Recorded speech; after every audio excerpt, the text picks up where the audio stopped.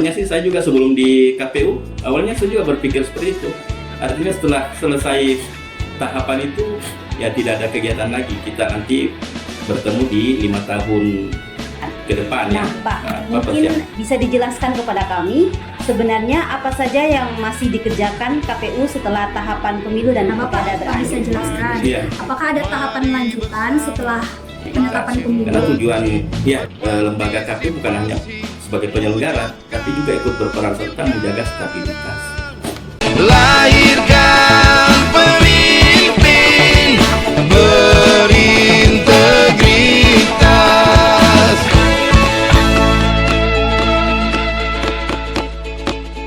Assalamualaikum warahmatullahi wabarakatuh. Salam sejahtera untuk kita semua. Halo Sobat Demokrasi, selamat datang di TPS, podcast resmi dari KPU Kota Sorong, yaitu tempat podcast seru, bukan tempat pemungutan suara ya, tapi semuanya berawal dari sini. Perkenalkan, nama saya Vivian dan rekan saya Lisa. Ya, kita yang akan menemani jalannya podcast pada episode kali ini. Sobat TPS, pada episode kali ini kita akan membahas sebuah tema yang menarik sekaligus penting, yaitu apa yang KPU lakukan setelah pemilu berakhir. Seringkali masyarakat berpikir bahwa tugas KPU selesai begitu hasil pemilu diumumkan. Padahal sebenarnya ada banyak tahapan dan kegiatan penting yang tetap berjalan setelah itu. Untuk membahas lebih dalam mengenai hal tersebut, kita telah menghadirkan narasumber istimewa yang tentu tidak asing bagi kita. Beliau adalah Ketua Komisi Pemilihan Umum Kota Sorong, Bapak Hilman Jafar. Selamat datang Bapak. Selamat datang. Apa kabar? Ya, alhamdulillah baik. Nona, asal panggil apa ya? Adik atau Nona aja ya? Boleh. Nona. Ya, terima kasih Pak. Kami sampaikan kepada pimpinan kami Bapak Ketua KPU Kota Sorong yang telah berkenan hadir dan meluangkan waktunya untuk berbincang bersama kami di podcast TPS pada hari ini. Boleh tidak Pak, sebelum kita mulai podcast ini, mungkin bisa diceritakan sedikit kesibukan Bapak belakangan ini, bikin apa aja? Ya, pasca pemilu atau? Ya, pasca pemilu Pak. Ya, jadi setelah kita menyapa dulu ya teman-teman pemilih dimanapun berada. Jadi setelah kita melakukan, KPU melakukan mulai dari pemilu, pemilihan presiden, calon legislatif, kemudian DPR, DPD, kemudian kita lanjut di pilkada, pemilihan kepala daerah, baik gubernur, tingkat gubernur maupun tingkat wali kota. Nah, setelah kita melakukan semua itu, tentu pelaksanaan di lapangan yang dilihat masyarakat kan realnya. Setelah semua itu berlalu, kemudian penetapan sudah selesai nih semua. Urusan KPU sudah selesai. Seolah-olah KPU nggak ada lagi urusan dengan penyelenggaraan begitu. Awalnya sih saya juga sebelum di KPU, awalnya saya juga berpikir seperti itu. Artinya setelah selesai tahapan itu, ya tidak ada kegiatan lagi. Kita nanti bertemu di 5 tahun ke depan ya, persiapan pemilu maupun pilkada. Tapi ternyata setelah bergabung di KPU, ternyata tidak seperti itu. Ya, setelah selesai penetapan masih banyak hal-hal yang KPU kerjakan. Ya, karena pelaksanaannya di lapangan kita lihat sudah tuntas, tapi secara administratif itu belum selesai. Termasuk pemilu maupun pilkada, secara administratif kita buatkan laporan. Tentu kita laporkan kepada provinsi secara berjenjang, kemudian naik ke KPU RI. Seperti itu. Oke. Baik Sobat TPS, langsung saja kita masuk ke topik kita hari ini mengenai apa saja kegiatan yang dilakukan KPU setelah pemilu berakhir. Biasanya setelah pemilu usai dan pemenang sudah diumumkan, masyarakat beranggapan bahwa tugas KPU sudah selesai, padahal realitanya tidak sesederhana itu. Ada banyak kegiatan dan tahapan penting yang tetap harus dijalankan agar hasil pemilu benar-benar sah, transparan, dan bisa dipertanggungjawabkan. Nah Pak, mungkin bisa dijelaskan kepada kami sebenarnya apa saja yang masih dikerjakan KPU setelah tahapan pemilu dan pilkada berakhir? Iya, tentu kan apa tadi yang namanya nih, TPS tempat Podcast seru. Ya, saya kira kotak yang ini TPS ini. Ya, tempat podcast seru. Seru, ya. Saya kira tempat pemungutan suara. Tetapi semuanya berawal dari sini ya. Ya, Ya, itu benar. tadi yang saya ingat ya. Iya. Tetapi semuanya berawal dari sini. Iya. Jadi setelah tahapan penetapan pasangan calon atau pemenang, kemudian pelantikan, tentu kepala daerah sudah kembali menjalankan tugasnya. Bukan berarti KPU tidak ada tugas yang lain, ya tidak ada tugas yang lain. Justru menuju ke tahapan itu selanjutnya tentu KPU tetap melakukan kegiatan-kegiatan, banyak agenda. Pertama misalnya membuat laporan secara administratif terkait dengan pelaksanaan yang telah kita lakukan di tahapan pilkada, kan pilkada yang terakhir ya. Kemudian yang kedua memberikan laporan kepada DPR, DPRD Kota Sorong, kemudian juga pada provinsi dan KPU RI. Selanjutnya tentu kita melakukan evaluasi terkait dengan pelaksanaan pilkada yang kemarin. Itu serta secara nasional saya kira semua seperti itu, melakukan evaluasi dan akan dibahas di FGD atau Rakornas di KPU RI terkait dengan pelaksanaan untuk perbaikan kepemiluan ke depannya. Kemudian tahapan selanjutnya ada dengan, kan kita ini pakai apa ya, TPS kan, ada X logistik apa semua. Nah tentu itu semua kita ikuti secara juknis, tentu harus di sampah-sampah logistik kan, misalnya kotak suara, bilik suara, kertas suara yang sudah terpakai, apakah langsung dibuang begitu? Kalau kita di Kota Sorong kan, apakah semuanya dikasih masuk di truk kemudian diangkut ke Makbon ya, tempat pembuangan akhir? Ya tidak seperti itu, ada juknis yang kita harus ikuti. Misalnya ada yang ini kan semua dokumen negara, ada dokumen negara yang kita harus arsipkan. Ya, yang kedua yang eks logistik yang lain seperti bilik suara, kertas suara, kemudian kotak suara itu kita laporkan ke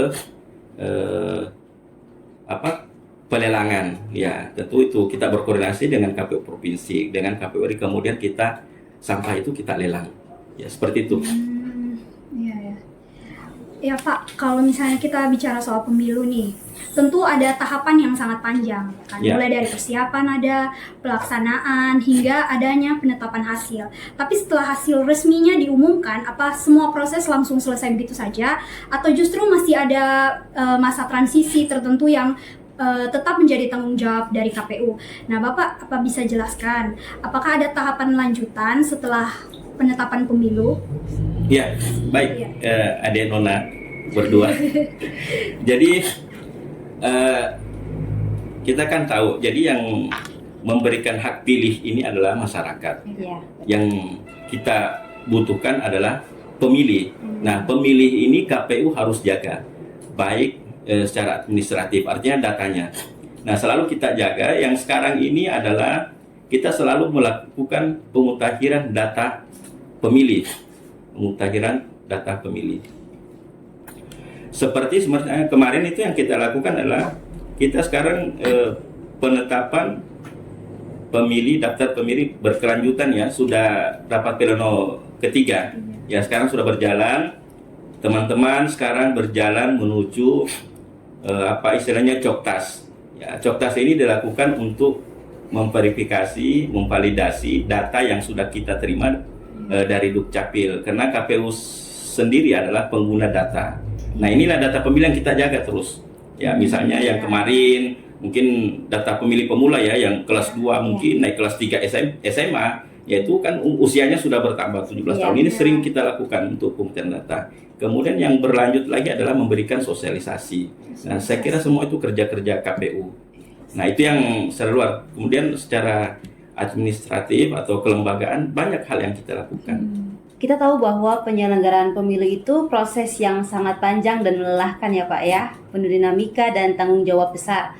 Nah, kalau kita ibaratkan KPU sebagai manusia, ada fase setelah kerja keras itu, entah waktunya beristirahat, mengevaluasi diri, atau bahkan langsung bersiap untuk agenda berikutnya. Kalau boleh dianalogikan nih Pak, menurut Bapak fase setelah pemilu itu ibarat KPU sedang apa sih? Entah rebahan kah, refleksi, atau justru mulai bersiap untuk pemilu berikutnya? Ya, saya kira kalau ibaratkan seperti itu ya, seperti ibaratnya manusia, KPU itu lembaga itu. Tentu sekarang KPU adalah bukan rebahan atau istirahat, justru menarik napas sejenak. Menarik napas sejenak, kemudian mulai bekerja lagi. Karena tentu yang tadi ada Nona sampaikan, refleksi bagian daripada evaluasi. Ya, kegiatan terus berjalan. Seperti tadi yang saya sampaikan, yang kita jaga adalah data pemilih. Itu yang pertama, data pemilih. Kenapa data pemilih sangat penting? Karena mereka lah ini yang akan memberikan hak suara. Tentu ini juga sangat berpengaruh untuk kemajuan negara maupun daerah setempat data pemilih ini. Apakah dia bertambah atau berkurang? Kemudian yang kedua, kita memberikan sosialisasi. Sosialisasi kepada masyarakat bagi misalnya yang sudah cukup umur 17 tahun atau apa yang belum memilih kemarin baik di pemilu maupun pilkada, ya segera ke kantor. Jangan sampai misalnya nanti mau pencoblosan baru rame-rame datang menyerbu KPU Kota Solo, kan nggak bisa kan melayani. Jadi itu kita data sedikit-sedikit. Kemudian yang kedua yaitu melakukan sosialisasi kepada masyarakat, pentingnya kita untuk selalu menjaga stabilitas. Karena tujuan lembaga KPU bukan hanya sebagai penyelenggara, tapi juga ikut berperan serta menjaga stabilitas. Ya, Pak. Jadi tadi kan dari yang Bapak sudah sampaikan, setelah melaksanakan pemilu tuh banyak sekali yang dilakukan. Ya. Ada coktas, habis itu belum lagi kita harus sosialisasi kepada pemilih. Nah, dalam proses itu semuanya pasti muncul berbagai tantangan, baik dari sisi teknis, ada administrasi, mungkin kepercayaan publik juga itu merupakan suatu tantangan. Nah, kalau dari sudut pandang Bapak sendiri, apa yang paling menantang nih bagi KPU setelah tahapan? Apa yang paling menantang dari proses-proses itu? Ya, yang sekarang kalau yang menantang setelah proses penetapan itu, kalau yang sebelum penetapan itu justru tantangannya lebih banyak sebenarnya. Tetapi yang ditanyakan setelah. Ya, kalau paling menantang saat ini ya seperti misalnya sekarang kan ya teman-teman melakukan coktas, ya pencocokan data pemilih. Nah, ini kan door to door. Ya, kita menerima data dari Dukcapil, ya kita memvalidasi. Nah, validasi ini kita door to door, turun ke lapangan. Misalnya ke distrik, kelurahan, bahkan yang namanya door to door kita koordinasi dengan RT. Nah, teman-teman kan dibagi ya, dari 10 distrik ini dibagi tim-timnya. Kemudian banyak hal itu tantangannya. Ya, mau hujan, mau terik panas matahari, mau apa kita turun semua. Ya, apalagi misalnya kondisi sekarang efisiensi anggaran kan nggak ada biaya operasional, isi bensin, dan semua yang KPU lakukan itu tentu terlibat ikut serta adalah teman-teman dari Bawaslu. Karena apapun yang dijalankan oleh KPU dalam setiap tahapan itu berbarengan dengan Bawaslu. Seperti itu. Jadi tidak, ya tantangannya itu. Kalau mau dengar cerita-cerita unik dan yang menghibur sedikit dari kelelahan itu ada sih banyak. Mungkin. Tunggu di episode. Oh begitu. Pemilu di Indonesia berlangsung secara periodik dan terencana, tapi menariknya banyak masyarakat yang belum tahu bahwa perencanaan untuk pemilu berikutnya sudah dimulai bahkan ketika pemilu yang baru saja selesai masih dalam tahapan evaluasi. Nah, kami ingin tahu nih Pak, apakah benar KPU sudah mulai merancang agenda untuk pemilu berikutnya bahkan setelah pemilu baru saja selesai?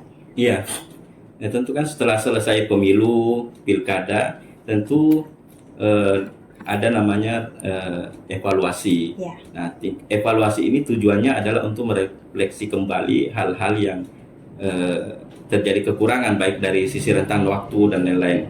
Contoh misal kemarin kan dari kepemiluan ya, dari pemilu itu kan dia rentang waktunya agak lama dibanding pilkada yang hanya sekitar sekian hari ya, yaitu 6 bulan. Nah, itu rentetan waktunya sehingga sebenarnya berpengaruh kepada pemilih. Nah, tingkat partisipasi pemilih misalnya pada saat pemilu itu tinggi, pada saat pilkada mungkin agak menurun. Ya. Kenapa? Karena pemikirannya mungkin seperti itu, ya capek dan lain-lain, atau lupa. Ya.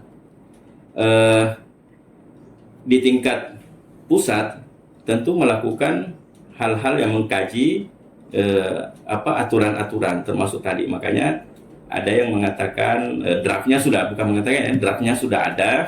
Cuma ya kita tunggu pengesahannya bagaimana dan petunjuk teknisnya bagaimana, yaitu pemisahan antara pemilihan skala nasional dengan pemilihan daerah. Nah, juknisnya kita masih tunggu.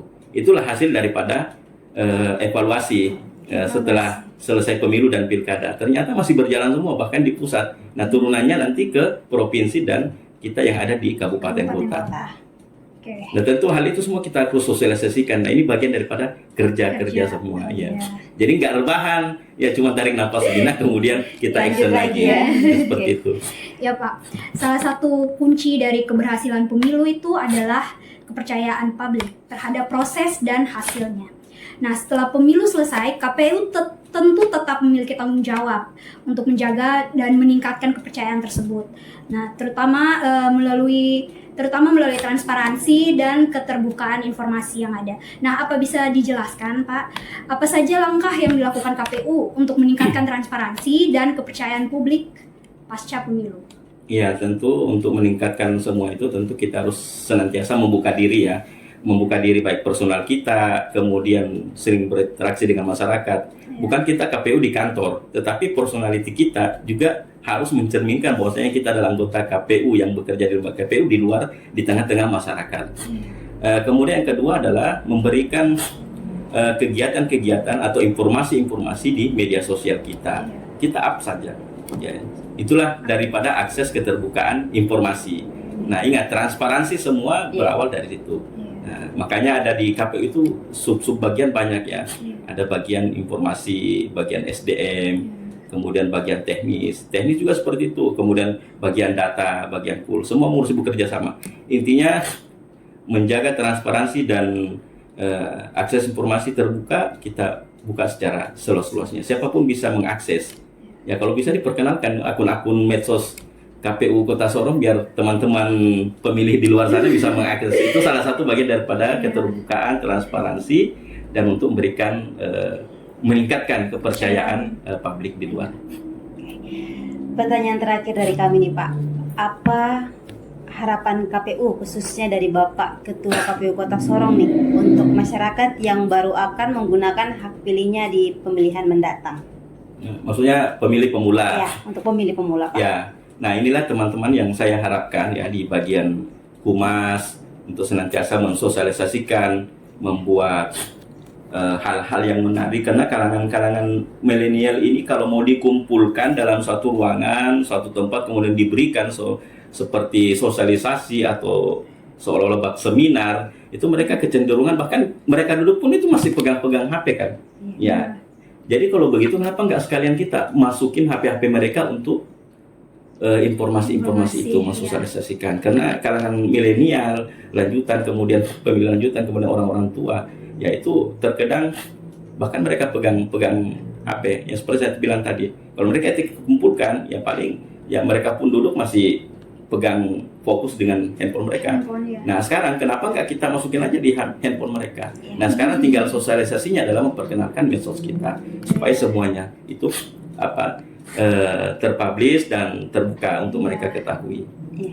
Yang terakhir adalah kita dimanapun berada, misalnya adik Nona kembali ke lingkungannya, adik Nona Lisa kembali ke lingkungannya, saya juga begitu. Kita tetap bersosialisasi kepada masyarakat, bukan berbaur begitu saja sebagai warga masyarakat, tetapi kita ikut bagian daripada KPU yang tetap senantiasa mensosialisasikan. Kan banyak nih tetangga-tetangga yang pemilih pemula, kita sosialisasikan, Pak RT kita koordinasi seperti itu.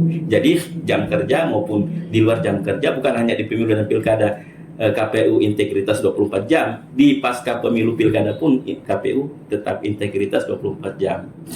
Oke, teman-teman, tidak terasa ya kita nih sudah sampai akhir perbincangan kita bersama Bapak Hilman selaku Ketua KPU Kota Sorong yang telah memberikan banyak penjelasan dan wawasan tentang kegiatan KPU setelah tahapan berakhir. Dari pembahasan tadi kita dapat memahami bahwa kerja KPU itu tidak berhenti setelah proses pemungutan, tapi berlanjut sampai pemungutan suara selesai. Masih banyak tahapan penting lainnya seperti evaluasi pelaksanaan pemilu, penyusunan laporan pertanggungjawaban, serta kegiatan pendidikan pemilih yang terus dilakukan untuk meningkatkan kualitas demokrasi di masa yang akan datang. Kami mengucapkan terima kasih yang sebesar-besarnya kepada Bapak Ketua KPU Kota Sorong atas waktu dan penjelasan yang sangat bermanfaat, dan tentu terima kasih juga kepada Sobat TPS yang sudah setia mendengarkan podcast hingga akhir. Jangan lupa teman-teman untuk menyaksikan podcast TPS, like, komen, dan subscribe agar tidak ketinggalan episode berikutnya. Terakhir ada pantun dari kami. Pergi ke pasar membeli kurma. Cakep. Kurma manis, nikmat rasanya. Cakep. Terima kasih sudah bersama. Sampai jumpa di episode selanjutnya. Saya Vivi. Saya Lisa, kami pamit undur diri. Wassalamualaikum warahmatullahi wabarakatuh. Salam KPU melayani.